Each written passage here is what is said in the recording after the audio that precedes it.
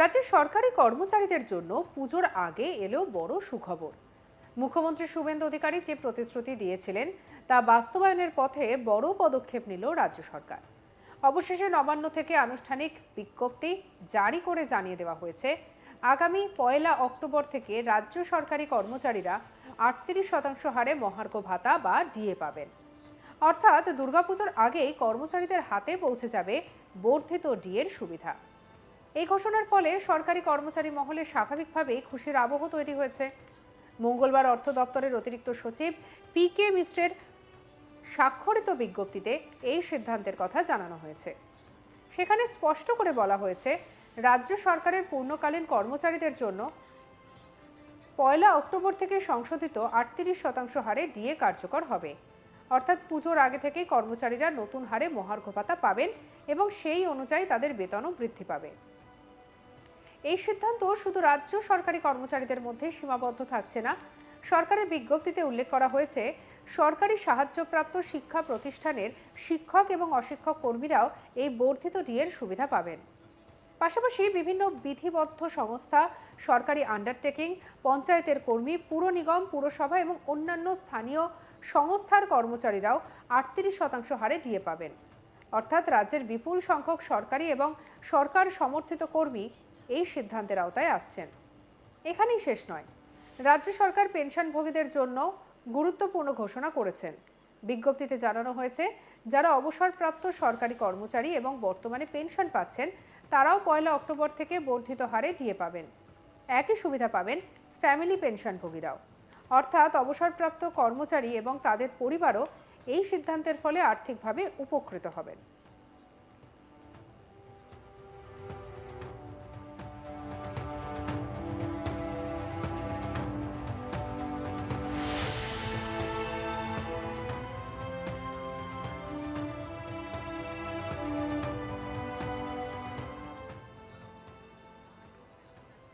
সরকারি নির্দেশিকায় আরও বলা হয়েছে, সংশ্লিষ্ট পেনশন প্রদানকারী কর্তৃপক্ষ প্রত্যেক পেনশনভোগী এবং ফ্যামিলি পেনশনভোগীর ডিআর এর পরিমাণ সঠিকভাবে হিসাব করে সেই অনুযায়ী অর্থ প্রদান করবেন, যাতে কোনো ধরনের বিভ্রান্তি বা অসুবিধা না হয়। সেই বিষয়েও বিশেষ গুরুত্ব দেওয়া হয়েছে। এই বিষয়ে বঙ্গীয় শিক্ষক এবং শিক্ষা সমিতির সাধারণ সম্পাদক স্বপন মণ্ডল কি বলেছেন শুনব।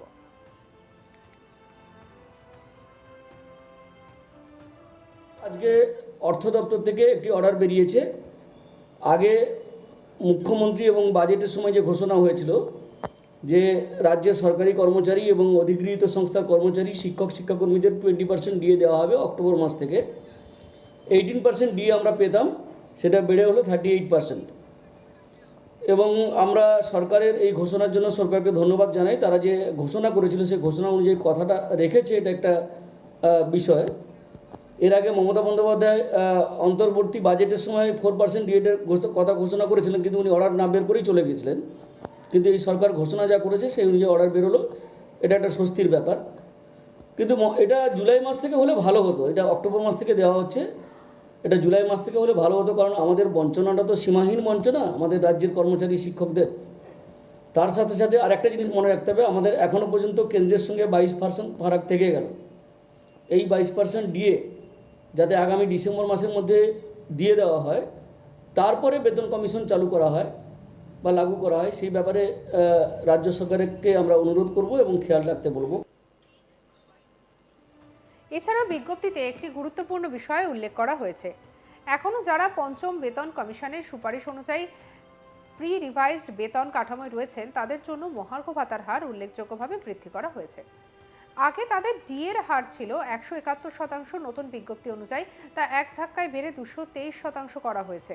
ফলে এই কর্মচারীরাও আগের তুলনায় অনেক বেশি আর্থিক সুবিধা পাবেন। তাদের ক্ষেত্রে নতুন হারের ডিএ 1 অক্টোবর থেকে কার্যকর হবে এবং পুজোর আগেই সেই টাকা তাদের অ্যাকাউন্টে পৌঁছে যাবে।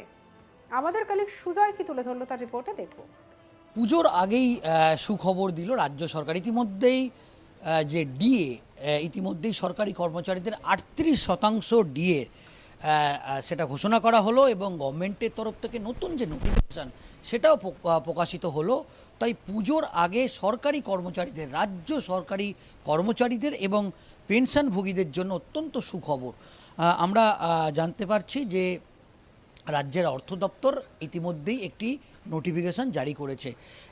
আমরা দেখেছি যে এই যে বকেয়া ডিএ যেটা নিয়ে একটা বড় আন্দোলন তৎকালীন তৃণমূল কংগ্রেস সরকারের আমলে সরকারি কর্মচারীরা একেবারে শহীদ মিনারে মঞ্চ বেঁধে তারা দফায় দফায় বিক্ষোভ করেছে তাদের বকেয়া ডিএর দাবিতে, এবং সেই বকেয়া ডিএর একেবারে 38% ঘোষণা করলো রাজ্য সরকার। যেটা প্রাথমিকভাবে জানা যাচ্ছে যে রাজ্যের সমস্ত সরকারি কর্মচারী, শিক্ষক, পঞ্চায়েত পুরসভার কর্মচারী, পেনশন ভোগীরা এই সুবিধার আওতায় আসবে এবং 1 অক্টোবর থেকে চালু হবে এই বকেয়া ডিএর টাকা। এটা জানা যাচ্ছে যে অর্থ দপ্তর একটি বিজ্ঞপ্তি জারি করেছে। সেই বিজ্ঞপ্তিতে একদম স্পষ্ট করে জানিয়ে দিয়েছে সরকারি কর্মচারীর পাশাপাশি সরকারি সাহায্যপ্রাপ্ত সরকার পোষিত শিক্ষা প্রতিষ্ঠানে শিক্ষক, অশিক্ষক কর্মচারী, পঞ্চায়েত, পুর নিগম, পুরসভার কর্মচারীরা এই ডিএর মানে 38% ডিএর সুবিধা পাবে।